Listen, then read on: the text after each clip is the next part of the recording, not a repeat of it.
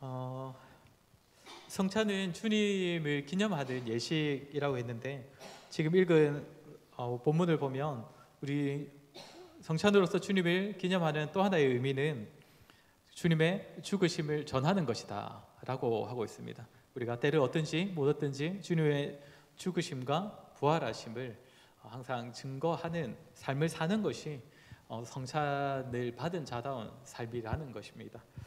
오늘도 우리가 교회의 역사를 통하여서 또 이 복음의 전진과 확장을 우리 한번 같이 잠시 살펴보도록 하겠습니다.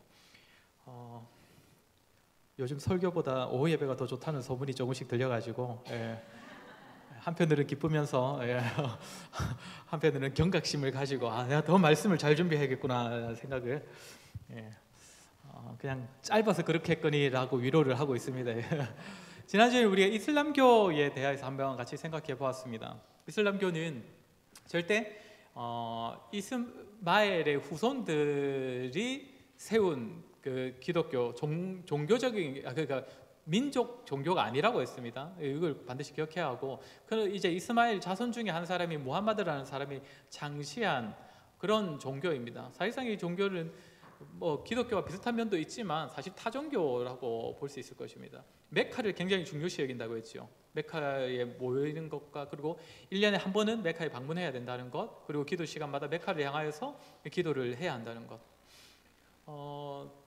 근데 이 사람들이 굉장히 이제 극단적인 행동을 하는 이유는 당연히 교리 때문인데, 하나님께서 미리 정해놓으신 그 운명에 따라서 삶을 살되, 특히 복음을 전하는 것이 항복시키는 것과 이제 개념이 일치한다고 했습니다. 항복을 자기가 이제 항복을 한다 개념도 있지만 누구든지 이제 굴복하게 하는데, 근데 이제 그 굴복을 이제 칼로 해도 된다는 것이죠. 왜냐하면 저들의 교리에는 칼이 천국 문을 여는 열쇠라는 그런 교리가 있기 때문입니다. 그래서 이제 지하드라는 단체가 저기에서 이슬람에서 나올 수 있는 것도, 저 사람들은 저기 지하드라는 말이 뭐라고 했습니까? 영적 전쟁이라고 했습니다. 영적 전쟁. 저 사람들은 열심히 신앙생활을 하는 것입니다. 칼로 천국 문을 열어주고 있는 것이 사람들한테. 그렇게 아마 자부심을 가지고 있을 것입니다. 이슬람 교인들이 필수적으로 해야 되는 건 5가지. 저렇게 믿음, 기도, 선행, 금식, 순례. 순례는 특히 이제 메카를 방문하는 것을 말한다고 했습니다. 이제 무함마드는 이렇게 예언자로 지칭됐었고, 그 이후에 세워지는 지도자들이 칼리프라고 해서 계승자라는 뜻을 가지는 자들인데, 그때부터 이슬람이 많이 확장이 됐다고 했습니다. 유럽으로도, 아프리카, 또 아시아로도 이렇게 확장이 되었는데, 이제 유럽에서는 이제 저 확장을 가로막은 사람이 이제 프랑크의 왕국의 샤르마르텔이라는 그런 재상이었습니다. 어쨌든 기독교적인 색채를 많이 띠고 있고, 또 자신들이 마치 원래는 기독교가 가지고 있어야 하는 그 이름인 평화의 종교라는 이름을 자신들이 굉장히 강조하고 있지만, 기독교와는 완전 다른 종교라는 것을 우리가 좀 기억해야 합니다. 성경의 권위를 저들은 절대 인정할 수가 없습니다. 저들도 자기들의 책만이 최고의 권위고, 우리도 성경만이 오직 하나님의 말씀이라고 합니다. 그리고 하나님을 뜻하는 여러 단어들이 있지만 절대 아버지라는 단어는 저들은 사용하지 않습니다. 하나님을 아버지로 부르지 않습니다. 삼위일체도 당연히 거부하고, 또 아까 말했던 이슬람 교인들의 그 필수적인 그 의무 5가지를 행하는 것이 굉장히 중요시 여겨지기 때문에 저들도 당연히 은혜의 교리를, 또 원죄의 교리를 부정할 수밖에 없을 것입니다. 어쨌든 속히 우리 기독교가 평화의 종교 이름을 회복하기를 바라면서 오늘은 영국의 복음이 전해진 이야기를 잠깐 해보도록 하겠습니다. 이 영국은 사실 아시겠지만 섬나라지 않습니까? 섬나라인데 우리가 그냥 영국이라고 부를 때에 이렇게 여러 군데가 있습니다. 사실 그렇지 않습니까? 북쪽으로는 스코틀랜드가 있고, 이제 잉글랜드가 동남쪽에 있고, 여기에는 이제 아일랜드, 웨일스도 있고 북아일랜드도 또 있는데, 어쨌든 이렇게 큰 3군데로 좀 나눠진다고 우리가 볼 수 있을 것입니다. 그 유럽의 종교가 기독교가 전해지는 데에 대해서 이제 원래 어떻게 됐습니까? 게르만족 민족들이 다 이제 유럽 쪽으로 내려왔고, 거기에 이제 기존에 자리 잡고 있던 로마 교회와 이제 합쳐지면서 각 민족들이 로마 교회를, 그러니까 기독교를 받아들이는 것이 일반적이었는데, 영국 교회는 그 역사가 좀 다릅니다. 다른데 영국 교회는 언제 복음이 전해져 있는지가 명확하지가 않습니다. 게르만 민족이 이동하고는 다르다는 거죠. 그래서 다양한 썰만 존재합니다. 그러니까 견해만 존재를 하는데, 뭐 견해 중에는 먼저는 뭐 사도 요한의 제자 중에 몇몇 사람이 저쪽 섬에 건너가 있었다라고 보는 사람도 있고, 그리고 더 이제 성경적으로 보자면 스데반의 순교 때 흩어졌던 유대인들 중에 수많은 사람들 중에 저기까지, 굉장히 먼데, 사실 영국까지 가면 진짜 먼데 저기까지도 간 사람들이 있었을 것이다 라고 보기도 하고, 또 바울이 이제 유럽 남쪽으로 이제 복음을 전했었기 때문에 거기 그 복음이 확장되어서 저기까지 올라갔을 것이다 라고 보기는 하는데, 뭐 그 다른 나라들에 비해서 시작점이 언제인지는 명확하지가 않습니다. 아무튼 시작은, 그러니까 알려지는 역사로서의 시작은 이미 잉글랜드 안에는 기독교가 존재하고 있었다는 것입니다. 누군가 때문에, 누구 때문에. 자, 아무튼 그래서 잉글랜드, 그냥 다른 아일랜드와 스코틀랜드 아닌데, 잉글랜드에는 먼저 복음이 이제 시작이 되어 있는 상황에서 이제 아일랜드로 복음을 전하러, 잉글랜드에서 아일랜드로 복음을 전하러 간 사람의 이름이 이제 패트릭이라는 사람이에요. 패트릭. 근데 이 사람이 어쨌든 선교사인데, 아일랜드에 가서 이제 이 사람도 이제 수도원 출신이라서 그 아일랜드에서 수도원을 막 세우고 하는데, 이 사람이 얼마나 아일랜드에게 대단한 사람인지 모르겠지만 저 축제가 저 사람 죽은 날을 기념하는 축제입니다. 그러니까 아일랜드에서는 패트릭이 죽은 날이 최고의 명절 중에 하나라고 그렇게 하더라고요. 뭐 패트릭 데이 이렇게 하는 것 같은데, 아무튼 이제 이 사람은 원래 잉글랜드 출신입니다. 아버지는 집사였고 교회에, 그래서 이제 기독교 지방에서 자라게 되는데, 당시에 아일랜드랑 잉글랜드랑 뭐 스코틀랜드랑 다 전쟁을 많이 하잖아요. 이 나라들끼리 전쟁을 하다가 아일랜드로 포로로 잡혀가게 됩니다. 16살 때 아일랜드로 포로로 잡혀가가지고 그때부터 6년 동안 돼지를 키우는 그런 일을 하게 되었다고 합니다. 그 매일 기도했다고 합니다. 제발 좀 다시 집으로 돌아가게 해달라고. 그래서 어느 날 근데 이제 해변에 있는 배를 발견해가지고 이 사람이 탈출을 하게 되는데, 잉글랜드로 가지 못하고 이때 이제 프랑스로 가게 됩니다. 프랑크 왕국에, 섬나라로 가게 되는데, 이제 거기서 이 사람이 무엇을 경험하냐면 로마 교회를 처음 경험하는 거예요. 그러니까 왜 아까도 말했지만 잉글랜드는 아직 로마 교회하고는 다르거든요. 다 기독교인데, 같은 기독교인데 시작이 아예 다릅니다. 그래서 근데 어쨌든 로마 교회의 수도원을 경험하는 거예요, 이때. 그래서 5년 동안 수도원을 경험하고 5년 만에 집으로 잉글랜드로 다시 돌아오게 됩니다. 근데 이제 잉글랜드로 돌아왔는데, 그때부터 자기가 그렇게 탈출하고 싶어 했던, 고생했던 아일랜드가 계속 생각이 나는 거예요. 그 아일랜드에 그 아직 복음을 모르는 사람들이 계속 떠올랐다고 합니다. 그러던 중에 어느 날 이제 꿈을 꿨는데, 마치 바울과 같은 꿈을 꾼 거예요. 바울도 이제 환상 중에 마게도냐로 와서 우리를 도우라 하는 이런 환상 듣고는 이제 건너갔던 그 이야기가 있지 않습니까? 자기도 아일랜드 사람들이 우리에게 와서 복음을 전해달라는 그런 얘기를 하는 것을 이제 꿈에서 자기가 이제 보고는 이제 아일랜드로 건너가게 되었습니다. 원래는 거기서 노예로만 살아서 이제 기억이 굉장히 안 좋을 텐데도 이제 복음을 전하러 가게 된 것이죠. 그래서 이제 패트릭이라는 선교사가 아일랜드의 복음의 문을 열게 되고, 아일랜드는 그때부터 이제 기독교를 받아들이게 됩니다.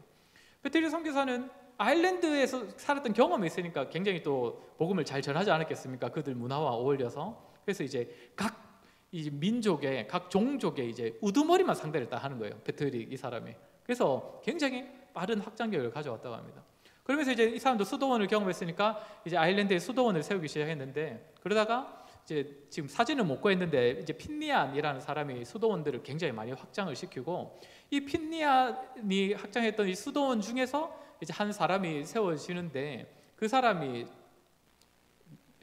콜룸바라는 선교사입니다. 그러니까 그 아일랜드 수도원 출신입니다. 콜룸바라는 이 선교사는 이제 어디로 가게 되냐면, 이 사람은 스코틀랜드로 이제 가게 됩니다. 그러니까 아일랜드에서 스코틀랜드로 넘어가는 선교사입니다, 이 사람은.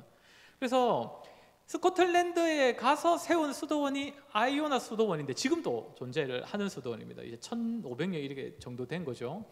그래서 스코틀랜드도 이제 수도원 중심으로 해서 복음이 계속적으로 이제 확장을 하게 되는데, 이 아이오나 또 수도원에서 또 사람이 또 함이 길러지는데, 그러니까 지금 콜룸바는 아일랜드에서 스코틀랜드로 복음을 전한 사람입니다. 그리고 아이오나 수도원에서 또 한 사람이 길러지는데 이 사람도 사진은 동상을 찍은 사진만 있더라고요. 아이단이라는 선교사입니다.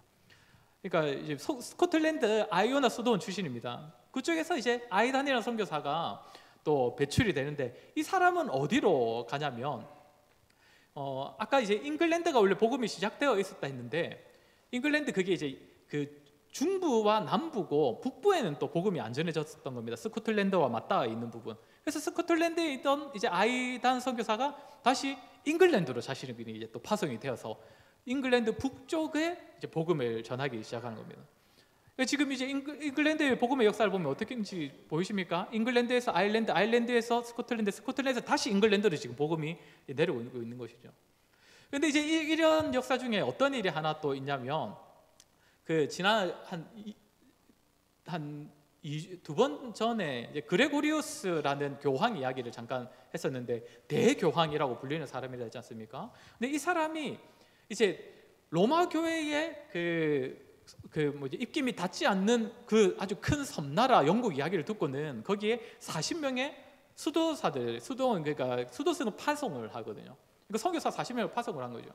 자, 그러면 이제 어떤 일이 생겼습니까? 여기 이제 켄트 지역이라고 이제 이 남부 지역에 복음을 전하기 시작한 것이거든요. 그래서 이제 그 당시에는 어떤 일이 생기겠습니까? 스코틀랜드 수도원 출신이 전한 그 기독교와, 그러니까 전통, 잉글랜드 안에서만 본다면 전통이라고 볼 수 있겠죠. 정통, 자기들이 복음이 전해진 그 잉글랜드의 그 기독교와 로마 교회에서 수도사들을 통하여서 넘어오게 된 로마 기독교가 같이 공존을 하게 되는 겁니다. 한 나라에.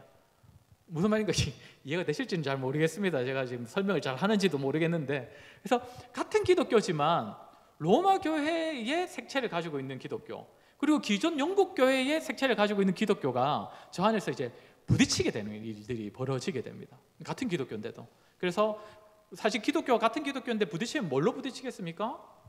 사실 꼭 진리와 상관없는 문제를 부딪히겠죠. 세례를 어떻게 할 것이냐, 그리고 수도사들의 머리를 어떻게, 헤어스타일을 어떻게 해야 될 것이냐, 이런 일들, 어떻게 보면 정말 진리 아닌 일들로 계속 부딪히게 되는 것이죠. 그리고 영국 교회는 로마 교회에 대하여서 이제 되게 이제 거부감을 많이 느꼈던 게 무엇이냐면 교황이라는 자리였습니다. 왜냐하면 영국 교회는 아직까지 주교로 예전처럼 그냥 존재하고 있고 다 그렇게 존재하는데 교황이라는 너무나 큰 권위자 한 사람이 세워져 있는 것이 불편한 거예요. 영국 교회는. 처음에는 못 받아들였다고 합니다. 그런데 이제 로마 교회가 끊임없이 교류를 요구하고 또 로마 교회가 이제 계속 강조를 한 게 무엇이냐면 왜 교황을 우리가 세웠겠느냐, 이게 일대 초대 교황이 베드로였기 때문에 그거를 계속 계승하고자 세운 교회의 수장이다, 이렇게 이야기를 하거든요. 그래서 영국 교회도 나중에 이제 결국에는 인정을 하게 돼서 이제 영국 교회도 이제 로마 교회와 같이 이제 함께 길을 가게 됩니다. 근데 또 재밌는 건 영국 교회는 같이 하면서도 또 따로 놀거든요. 그래서 예전에 교리할 때 말씀드렸는데 영국은 나중에 헨리 8세 때 종교 개혁 겸 해서 로마 교회와 이제 단절을 해버리는 일들이 벌어지는데, 아무튼 그 전까지는 로마 교회와 같이 가게 됩니다. 어쨌든 오늘 우리 제가 아까도 말씀드렸지만 영국 교회의 이 복음, 영국이라는 나라의 복음이 전해지는 이 과정을 보면 어떻게 보면 참 재밌다고도 볼 수 있습니다. 잉글랜드에서 아일랜드로, 아일랜드에서 또 복음이 또 확장되면서 스코틀랜드에서 복음이 또 확장되면서 다시 잉글랜드로 돌아오는 이런 일들이 이제 복음의 이제 전진, 확장되는 모습을 우리가 볼 수 있다는 것입니다. 근데 사실 이제 이런 모습은 영국만 그런 건 아니죠. 사실 세계적으로 봤을 때 이제 복음의 지형도를 보면 사실 이것이 거의 비슷하게 가고 있습니다. 원래 기독교의 본산지라고도 할 수 있나요? 이제 유럽이었다고 보는데 유럽에서 이제 미국으로 가고 미국에서 다시 한국을 비롯한, 사실 이제 아시아라고 하기에는 좀 그렇죠. 이제 사실 한국이라고 봐야 되는데 아시아에서는 한국, 그리고 한국을 통하여서 또 다시 또 아시아와 또 지금 한국에서 또 유럽과 미국으로 또 선교사를 파송하고 있거든요. 오늘날 보면 지금 세계의 복음의 흐름이 사실 지금 영국의 흐름과 크게 다르지 않은 것 같습니다. 사실 뭐 이렇게 볼 수도 있을지 모르겠지만 우리나라도 참 그렇거든요. 사실 우리나라도 도시 중심으로 기독교가 들어와서 도시에서 촌으로 기독교가 계속적으로 이제 뭐 복음을 전했죠. 교회를 세우고. 근데 지금 그 서울에서 사역하는 사람들 이야기 들어보면 서울에 있는 교회 일꾼들 전부 다 지방 출신이라고 합니다. 지금 재밌죠. 서울에서는 처음부터 이제 그 다음 세대 세우기가 너무 힘들다고 합니다. 왜 공부시킨다고. 서울에 있는 사람들은 뭐 서울에 남느냐 아니면 서울에 있는 대학을 못 가서 타 지방으로 보내냐, 그 타 지방으로 가게 되면 엄청 부끄러운 일을 하더라고요. 서울에서는. 왜냐면 서울, 특히 또 강남은 유학을 보냈느냐 막 서울에 남느냐 이걸로 고민하고 있는데, 그러니까 복음이 약간 뒷전이 되고 있는 이제 그런 상황에서 지방에서 열심히 막 교회에서 키운 일꾼들이 다 서울, 이건 이제 좀 우리나라 이제 그 어쩔 수 없이 이제 취업적인 문제 때문에 또 발생하는 것도 있지만 다 지금 윗동대를 다시 키우고 있는, 이제 다시 내려오는 일들이 벌어져야 하는데 이제 어떻게 될지는 잘 모르겠습니다. 어쨌든 세계 선교적으로도 이제 그 원래 쓰임 받았던 유럽, 그 다음에 이제 미국, 한국, 다시 한국도 또 이제 약간은 좀 이제 기울고 저물고 있다라고 보는데, 우리가 복음의 씨를 잘 뿌렸다면 또 다시 돌아올 겁니다. 저는 이제 그런 생각을 해봅니다. 이제 영국의 복음화 얘기를 들으면서 그 전반적으로 어쨌든 복음화율이 낮아지고 있는 이 상황에서 과연 희망이 뭘까 했을 때 결국엔 다시 또 돌아올 때가 있지 않을까 하는 생각을 보게 되더라고요. 근데 이제 중요한 것은 무엇이겠습니까? 이것이 흐를 때 어느 한 군데에서도 끊기면 안 되는 겁니다. 그렇죠? 돌고 돌 때는 끊기면 안 돼요. 그래서 어떤 지역이나 어떤 나라에서든 복음을 통해서 은혜를 누릴 때 자신들도 열심히 복음을 전해줘야, 그럼 또 복음을 받은 사람이 또다시 또 다른 데로 전하고 또다시 우리 쪽으로 돌아오는 것이죠. 우리 개인적으로도 저는 좀 마찬가지가 아닌가 생각을 합니다. 우리가 또 은혜 충만하고 또 한참 열심히 있을 때 또 주변 사람을 또 잘 맞죠. 잘 섬기고 또 키워주면 때로는 또 우리가 그 사람들을 통해서 또 때로는 또 섬김을 받을 수 있는 것 아니겠습니까? 특별히 또 우리의 자녀들, 또 우리 교회의 다음 세대들, 이 사람들한테 좀 복음을 또 잘 가르치고 전하면 그것이 결국에 또 우리에게도 참 유익으로 참 돌아올 것 같습니다. 아무튼 저와 여러분 모두가 참 복음이 또 전진하고 또 확장되는 데에 귀하게 쓰임 받는 모든 성도들 되기를 바랍니다. 함께 찬양하겠습니다. 찬송가